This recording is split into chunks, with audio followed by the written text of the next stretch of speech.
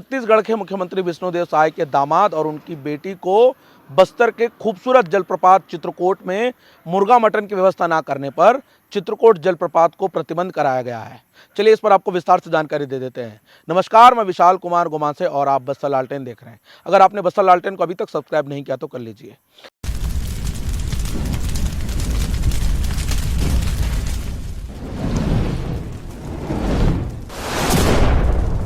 दरअसल आप सभी को बता दूं, चित्रकूट जलप्रपात बहुत खूबसूरत जलप्रपात है और ये जगदलपुर का एक विधानसभा क्षेत्र है चित्रकूट, और वहां पे एक खूबसूरत जलप्रपात है और उस जलप्रपात को देखने देश विदेश से लोग आते हैं। और जानकारी ये भी है कि वहां कई सारे बॉलीवुड, हॉलीवुड और टॉलीवुड की मूवी बने हैं।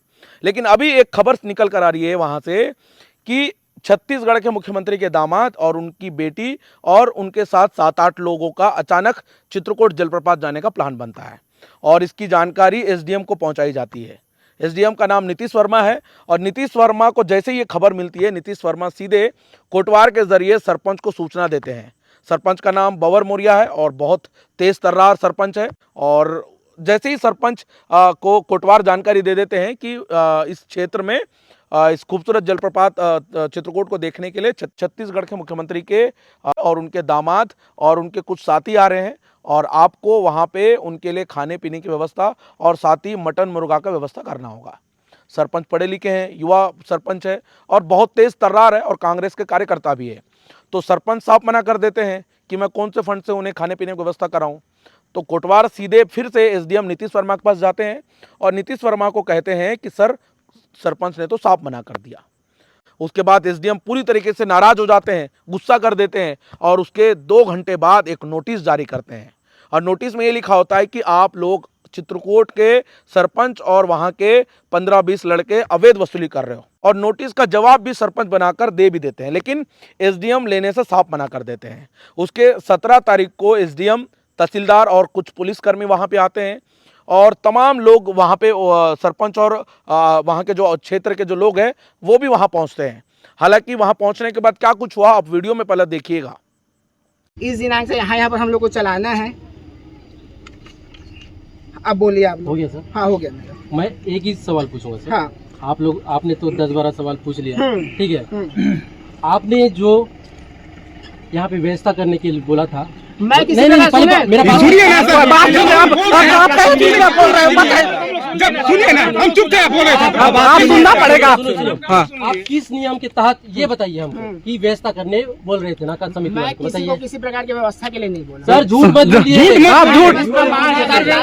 झूठ मत बोलिए। हम एक ही सवाल कर रहे हैं सर आपसे, किस नियम के तहत आप व्यवस्था करने बोल रहे थे, ये बताइए सर। नियम बताइए, नियम बताइए हमको। आप इतना सारा बता दिए ना, लंबा चौड़ा, एक नियम बता दीजिए सर। किस नियम के तहत आप व्यवस्था करने बोल रहे थे, वसूली कर रहे थे आप, ये बताइए। आप प्रमाण ला दीजिए, मैं इस तरह का कोई चीज किसी को बोला हूँ। बोले हो आप प्रमाण ला बोले हो आप प्रमाण ला दीजिए ना फोन भाई। के माध्यम से, कोतवाल के माध्यम से आप बोले हो प्रमाण आप। ला दीजिए। इसके पहले मेरे को डेट याद नहीं है, कलेक्टर साहब लोग आए थे उस दिन भी आप बोले थे कोटवार के माध्यम से। आप प्रमाण हम लोगों ने ला उस दिन दीजिए। चलो ठीक है कर देते प्रमाण ला कलेक्टर। दीजिए। ये दे पहले का, ये ये जो ये पुराना वाला बिल है सर, पुराने लोग दे दिए हैं। मेरे द्वारा नहीं किया हाँ, गया है। लेकिन आपके द्वारा बोला गया था सर। सब अच्छा, उस पे कार्रवाई कब करोगे आप? सुने कार्रवाई कब करोगे आप? ये क्या है? ये क्या है? देखिए सर, अभी 2 महीना क्या हुआ, हम ग्राम पंचायत चला रहे हैं, ठीक है। उसका पहाड़ हो गया, पहाड़ हो गया। लेकिन 5 साल से जो अवैध वसूली हो रहा था वो अब सुनना पड़ेगा बात को। हमारा एक ही सवाल है, किस नियम के तहत आप व्यवस्था करने बोले, किस नियम के तहत बोले आप? हमारा एक ही सवाल है और कुछ नहीं है, एक ही सवाल है। इसके संबंध में आप लोग कहीं बस शिकायत दर्ज करवाए कि मैं जांच करवाऊं। ये जो आप बिल दिखा रहे हैं कि 5 साल इस तरह की चीज हुई है, उसको लेकर आप मेरे पास शिकायत लेके आए हो? या उस दिन जब मैं आया था, जब पहले दिन जब नाका में जो सदा सरंग में बैठक लिया था, उस दिन भी ये चर्चा हुई थी, ठीक है। इसके संबंध में आप लोग मेरे पास किसी प्रकार का शिकायत ला के ले आए हो? वो हम नहीं जानते, आप अपना नियम बता दो, एक नियम बता दो सर, किस नियम के तहत आप व्यवस्था करने बोले? मैं सीओ साहब क्या बैठा था, आप फोन किए थे, मैं सीओ साहब स्पीकर ऑन किया तो मैं खुद सुना हूँ। अरे वो सरपंच अपने आप को विधायक से बड़ा समझता है क्या? व्यवस्था नहीं करता? कोई नहीं दिखाएगा। देखिए, इस तरह का मैं कोई चीज नहीं बोला हूँ। अगर बोले हो सर, खुद सुना हूँ सीओ साहब के फोन में आप लोग प्रमाण ला दो ना। प्रमाण हमारे पास नहीं है भाई। सर सीओ साहब से बात करें, प्रमाण कैसे दूंगा सर मैं? नहीं वही बोल मैं रहा खुद हूँ। सुना हूँ मैं। ये सब वही उसमें तो देखिए, एक नियम बता दो सर, किस नियम के तहत आप किस नियम के तहत सर व्यवस्था करने बोले वो बता दो सर, दिक्कत नहीं है। वो तो आपकी शिकायत है ना भाई। ना वो उसका बता दो, अब मेरे आप बता दो, हम इसीलिए बैठ, जब तक निराकरण नहीं हो जाता 21 नियम के तहत हुआ हम यहाँ से नहीं हटेंगे। टेंट लगाओ यार, आप नहीं हटेंगे हम, नहीं हटेंगे, बैठेंगे चुपचाप। पहले वो नियम बता दो, किस नियम के तहत 5 साल नहीं 10 साल चला, 5 साल से लगातार चल रहा था। उस टाइम तो पार्किंग होता दूर था, कोई दिक्कत नहीं था। सुनो 5 साल वो लोग वही किए थे, 5 साल आप लोग भी वही करने वाले हो। नहीं, इसीलिए तो वो नहीं कर। पहले अपने कार्यकाल तो देख लो सर, अपने कार्यकाल देख लो, हम करेंगे नहीं करेंगे। मेरा कार्यकाल शुरू ही नहीं हुआ है, शुरू ही नहीं, चार्जर ही नहीं है। आप कैसे बोल सकते हो? चार्जर ही लगे कि पद। अरे देखो, जैसे पुराने कार्यकाल की बात कर रहे हो ना, उसकी प्रॉपर एक शिकायत करोगे, जांच कमेटी बैठ जाएगी जो है उसमें जांच दिए हो थे जाएगी। अपन लोग नहीं होता, सीओ को खुद यहाँ है, सीओ को यहाँ दे पे दे दिए थे सर। बिना एसडीएम शिकायत आवेदन के तहसीलदार यहाँ कैसे पे जांच शामिल होगा? है, जांच कौन करेगा बताइए? मौखिक जांच हो जाएगा। मौखिक जांच हो कोई नहीं बोला। तहसीलदार भी लगा यार होता जाएगा। तो जांच होता है।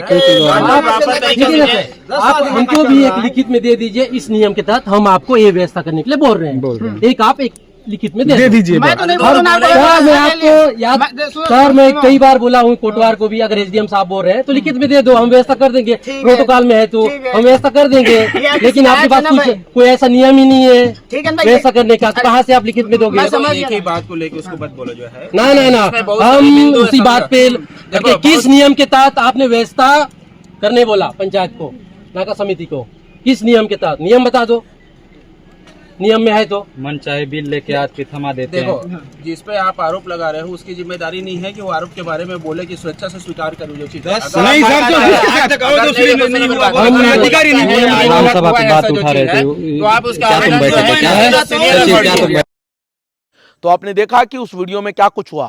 वीडियो में सिर्फ एसडीएम ये कह रहे हैं कि मैंने नहीं कहा, लेकिन वहां के सरपंच बवर मौर्य ये कह रहे हैं कि सर आपने कहा है, आपने कोटवार के जरिए मुझे संदेश भिजवाया है कि छत्तीसगढ़ के मुख्यमंत्री के दामाद और उनकी बेटी के साथ अन्य 7 से 8 लोग आ रहे हैं, उनके लिए मटन मुर्गा को व्यवस्था करा है। मैंने मना कर दिया तो आपने नोटिस जारी कर दिया। ये कौन सा सही है, कौन सा गलत है, आप बताइए मुझे। तो इतने दिन तक आप क्यों नोटिस जारी नहीं किए कि वहाँ पे अवैध वसूली कर रहे हैं? और छत्तीसगढ़ के मुख्यमंत्री के दामाद और उनकी बेटी आते हैं, उनको मैं मना कर देता हूँ खाने पीने की व्यवस्था नहीं करने को लेकर, तो आप नोटिस जारी कर देते हैं। उसके बाद थोड़ी देर बहस हो जाता है, उसके बाद एसडीएम सरपंच के साथ 12 लोगों को गिरफ्तार करके ले जाते हैं, और गिरफ्तार करने के बाद थाने में वहाँ के सैकड़ों लोग पहुँचते हैं उस क्षेत्र के। उसके बाद जमानत में सरपंच के सहित वहाँ पे 12 से 13 लोगों को छुड़वाकर वापस भी ले जाते हैं। लेकिन इस पूरे मामले को लेकर छत्तीसगढ़ के कांग्रेस के प्रदेश अध्यक्ष दीपक बेज का भी क्या कुछ कहना है, वो भी आप सुनिएगा। सुशासन तैयार चल रहा है। मुझे लगता है प्रदेश की पहली ऐसा घटना होगी कि मुख्यमंत्री जी के बेटी और दामाद जाते हैं चित्रकूट पर्यटन टूर पर। उनका निजी मामला है। ये तारीख है 15 तारीख को।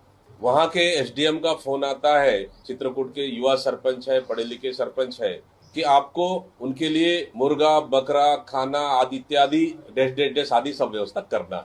तो पढ़ा लिखा सरपंच है, उन्होंने मना कर दिया, मैं ग्राम पंचायत के और जो नाके लगा रहे उस टैक्स से पैसा मैं नहीं दे सकता। तो सरपंच ने उन्हें डराने धमकाने दबाव बनाने का प्रयास एसडीएम ने किया सरपंच को। सरपंच ने फिर भी नहीं माना, तो तुरंत 15 तारीख को एसडीएम नोटिस जारी कर देते हैं उनको कि आपको नाका बंद कर दिया जाता है। उससे पहले कारण बताओ नोटिस भी जारी किए और नाका बंद करने का निर्देश भी दिए। तो कल पूरे गांव वालों ने मिलकर एसडीएम के खिलाफ प्रदर्शन किए, वही चित्रकूट में ही। तो एसडीएम ने उनको सरपंच एवं अन्य 12 लोगों के खिलाफ में विभिन्न धाराओं के तहत कार्रवाई किया, विभिन्न संगीन धाराओं के खिलाफ कार्रवाई किया। हम पूछना चाहते हैं, क्या ग्राम पंचायत को वहां कर वसूली का अधिकार है कि नहीं, टैक्स लेने का अधिकार है कि नहीं? बस्तर में 5वीं अनुसूची लागू है, ग्राम सभा को पावर है कि नहीं, ग्राम पंचायत को पावर है कि नहीं? शायद एसडीएम को इनको अध्ययन कर लेना चाहिए, पहला चीज। दूसरा चीज, आखिर दामाद तो सीएम के ही नहीं, वो हमारे भी दामाद है, राज्य के दामाद है। अभी सुशासन तैयार चल रहा है। तो आपने दीपक बेज को भी सुना कि दीपक बेज का क्या कुछ कहना है। तो अब आप तय कीजिएगा कि क्या छत्तीसगढ़ के मुख्यमंत्री के दामाद और उनकी बेटी के साथ 7-8 लोग चित्रकूट जलप्रपात जाते हैं, और उनके लिए क्या खाने पीने की व्यवस्था सरपंच करानी चाहिए सरपंच को? और सरपंच ये कहते हैं कि भाई साहब मैं कौन से मत से उनको व्यवस्था कराऊं खाने पीने का। तो अब आप तय कीजिएगा, क्या उन लोगों को व्यवस्था करानी चाहिए या नहीं करानी चाहिए? क्या इस मामले को लेकर एसडीएम को नोटिस जारी करना चाहिए या नहीं करना चाहिए? कौन सही है कौन गलत है आप कमेंट करके जरूर बताइएगा। लेकिन फिलहाल आपने वीडियो यहाँ तक देखा तो वीडियो को ज़्यादा से ज़्यादा शेयर कीजिएगा और साथ में बस्तर लालटेन को सब्सक्राइब कीजिएगा। नमस्कार, धन्यवाद।